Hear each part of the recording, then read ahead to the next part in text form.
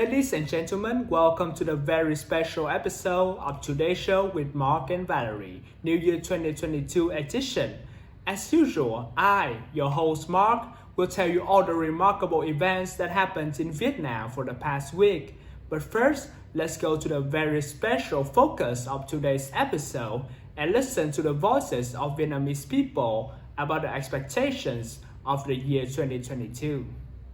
Ladies and gentlemen, Tết Dương lịch, or New Year in short, has now become an important part in the life of Vietnamese people. Although not viewed as grand and important as the Tết âm lịch, or also known as Lunar New Year, this event is still a time when many people reflect on themselves over the past year and express the hope for a better time awaiting them.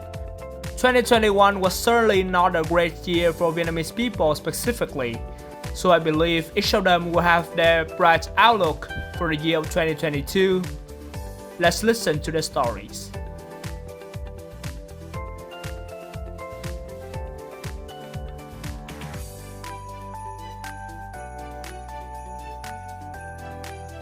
Cũng có ấn tượng không đẹp lắm, bởi vì dịch bệnh Covid thì nó ảnh hưởng tới việc làm ăn của gia đình mình cũng như của bản thân mình, thì nó làm chậm những cái kế hoạch riêng, những cái định hướng tương lai riêng, nên cơ bản là mình thấy năm nay là hơi thất vọng.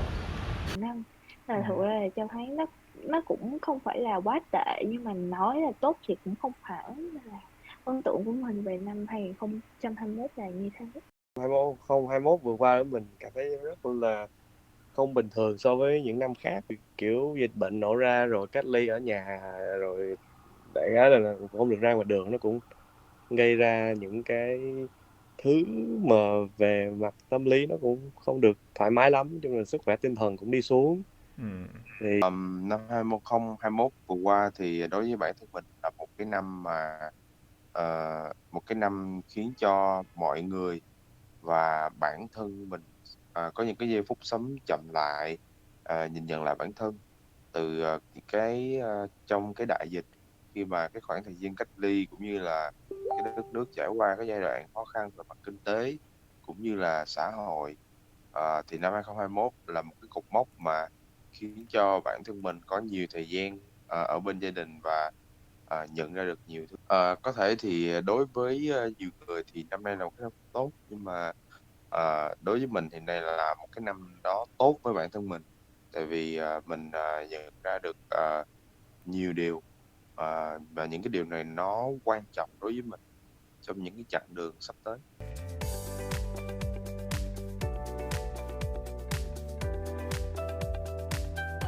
Thì mình cũng gọi là sao ta, khi mà mình ở nhà nhiều á thì mình cũng có thời gian mình gần gũi gia đình nhiều hơn, nói chuyện với lại ba mẹ nhiều hơn. Tại vì thường thì giống như là mỗi người một việc mà mình làm, ba mẹ cũng có công việc này kia, nên thành thử ra cái không gian mà sinh hoạt á nó cũng khá là ít. Thực ra thì trong cái không tốt nó cũng có cái tốt. Với lại bên cạnh đó thì cuối năm đó thì bên Châu thì có những cái dự án mới là làm những cái hệ thống mà cho nhà hàng viên của mình đó, thì họ sẽ dễ dàng họ tiếp thu hơn là cái lượng khách mà đông đúc như là hồi đầu năm. Mình làm được thì đối với bản thân mình thì mỗi người có một cái tiêu chuẩn đánh giá riêng về cái sự hoàn thành. Đối với mình thì năm 2021 là mình cũng làm được nhiều thứ, có thể là khiến đối với mình thì những thứ quan trọng như là gia đình và công việc học hành, thì ở một cái khía cạnh đó thì mình đã có những cái bước tiến nó quan trọng, đó là những việc mình đã làm được. Còn những cái mình không làm được, đó là mình chưa có hiểu sâu sắc bản thân của mình, và mình cần có nhiều điểm cần phải tiến bộ. Đó là những thứ mình nghĩ là mình còn có thể cải thiện được.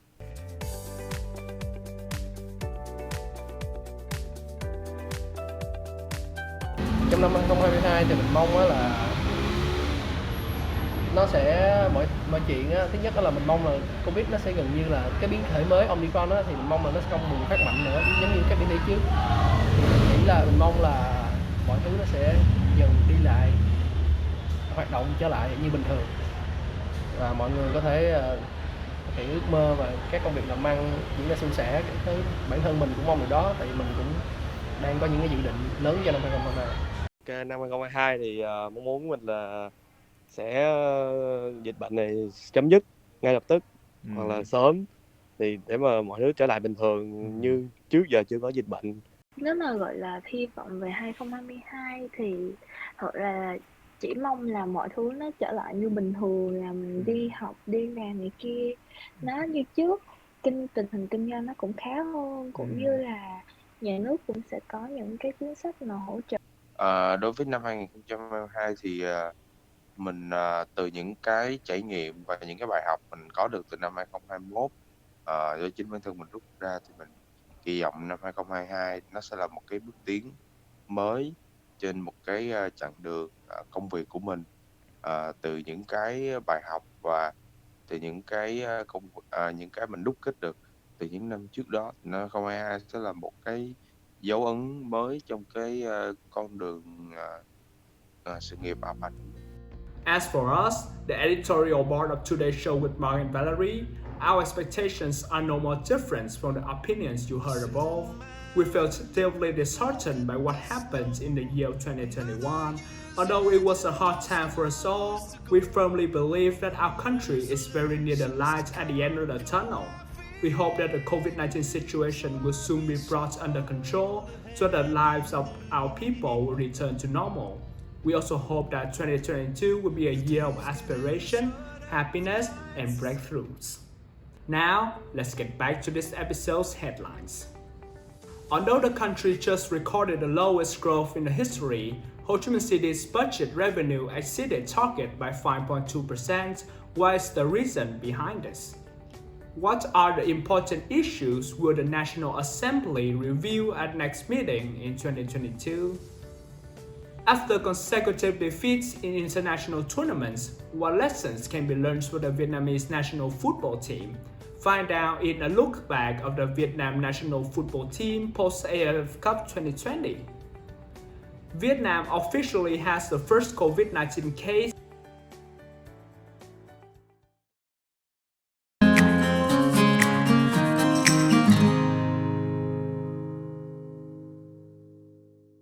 And here are the details.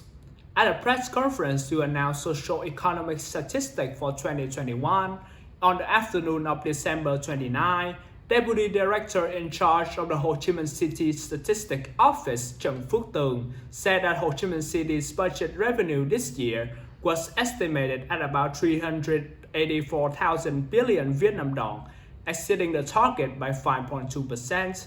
This is equivalent to a 3% increase over the same period, despite the national economy's negative growth of 6.78%, the lowest to be recorded in history. According to the Department of Statistics, the city's increase in budget revenue mainly comes from business results from real estate, banking, and securities businesses. The impact of the government's policy of extending the tax payment period under Decree 52/2021 of the government contributes to an increase in total budget revenue in the first 6 months and the whole year of 2021. Explaining why the economic growth was negative, but the budget revenue was bountiful and exceeded the plan, a representative of the Ho Chi Minh City Department of Statistics says that the total budget revenue includes many direct and indirect revenues, production activities, securities, personal income, and so on. According to VN Express, on December 28, Secretary General, Chairman of the National Assembly Office Bùi Văn Cường said that the first unusual session of the 15th National Assembly will take place from January 4 to January 11, 2022, to consider 4 urgent issues at the proposal of the Prime Minister and the careful consideration of the National Assembly Standing Committee. The 4 issues submitted to the National Assembly for consideration are the resolution on fiscal and monetary policies to support the implementation of the Socio-Economic Recovery and Development Program, the investment policy of the North-South Expressway project in the 2021 to 2025 period, the draft amendment and supplementation of a number of articles of various laws, and the draft resolution on piloting a number of specific mechanisms and policies for the development of Cần City. The chairman of the National Assembly Office said that most of the contents of the meeting have been thoroughly and carefully considered by the Standing Committee many times, both at the meeting and in written forms. The preparatory work on the guarantee conditions has been basically completed and ready for the meeting. Hội An has decided to stop the cultural activities in the New Year 2022 event to ensure safety for participants amid cases of COVID-19 in the community with unknown source of infections have been recorded. This is the utmost priority of the city to combat the complicated situation of the pandemic.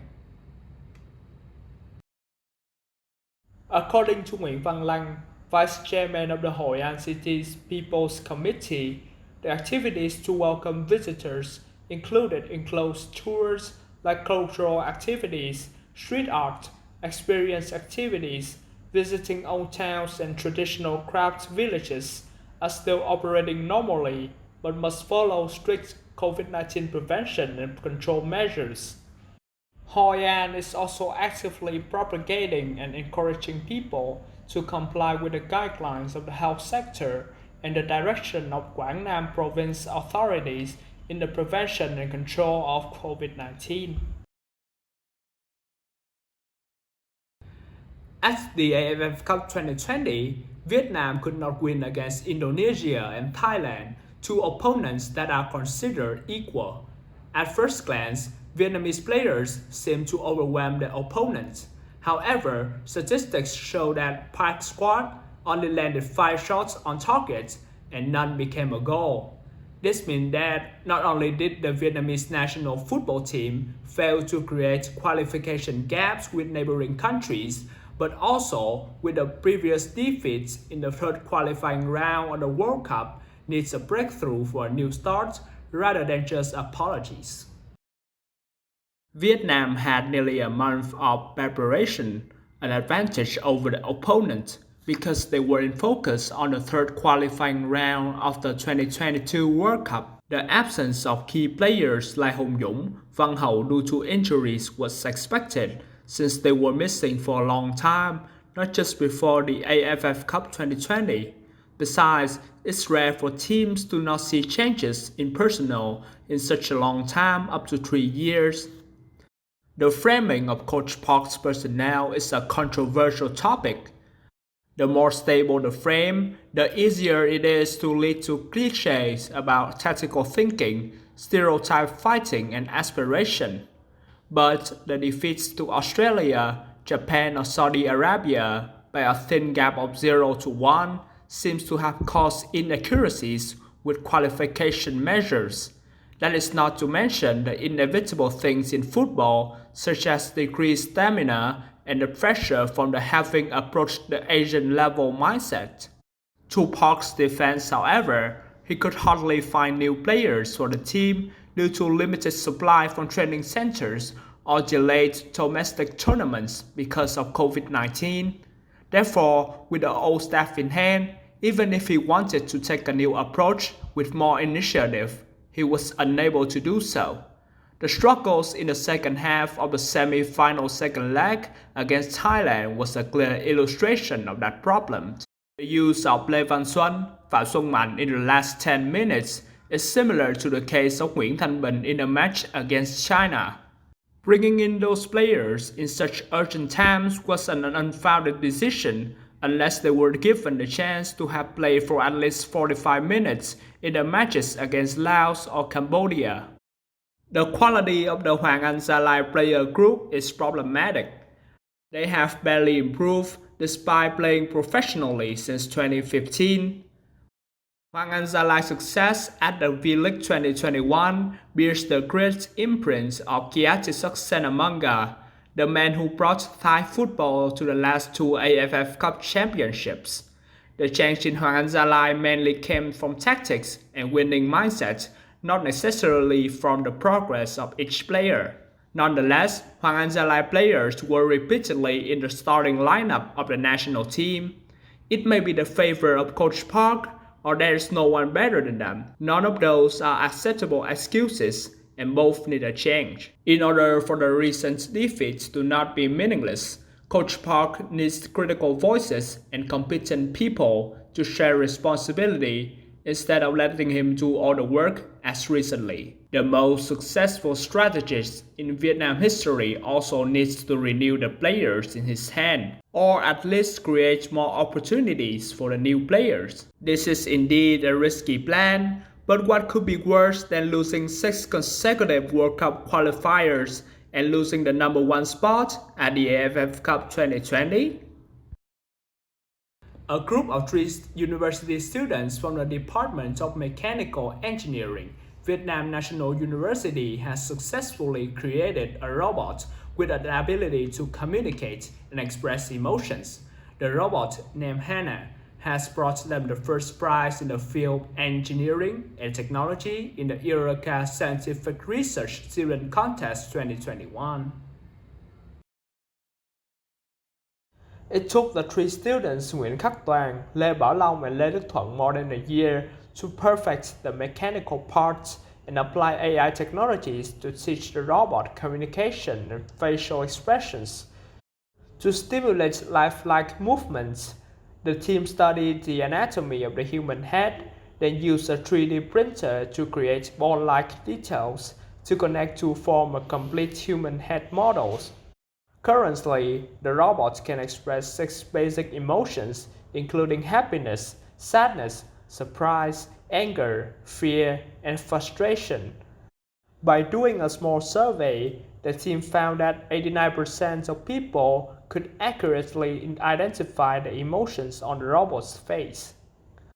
Hannah robot is currently learning about 2,000 basic dialogues to be able to talk to humans. The dialogues can be further expanded with a storage capacity up to 1 terabyte. With strangers, the robot will use the camera to recognize images and store data through the communication process so that it can extract information during later conversations with them. Nguyễn Khắc Toàn, a member of the team, hopes that the robot will continue to be developed and can be used in COVID-19 treatment in hospitals by supporting medical staff to examine and advise patients, therefore reducing manpower and direct contacts. Additionally, the robot can also learn other knowledge to work as a tour guide at museums, as a receptionist at restaurants and hotels, and so on. Sharing about future plans, group member Lê Bảo Long said that he's looking for interested businesses and sponsors to fully develop the robot so that the project has higher applicability. The current product has reached the 3rd stage. Now the members will develop other parts to perfect the product, he said. On December 28, Deputy Health Minister Nguyễn Trường Sơn reported that a person who returned from the UK 9 days ago and is being isolated at the 108 Military Central Hospital tested positive with COVID-19 variant Omicron. This is the first COVID-19 case with the Omicron variant recorded in Vietnam.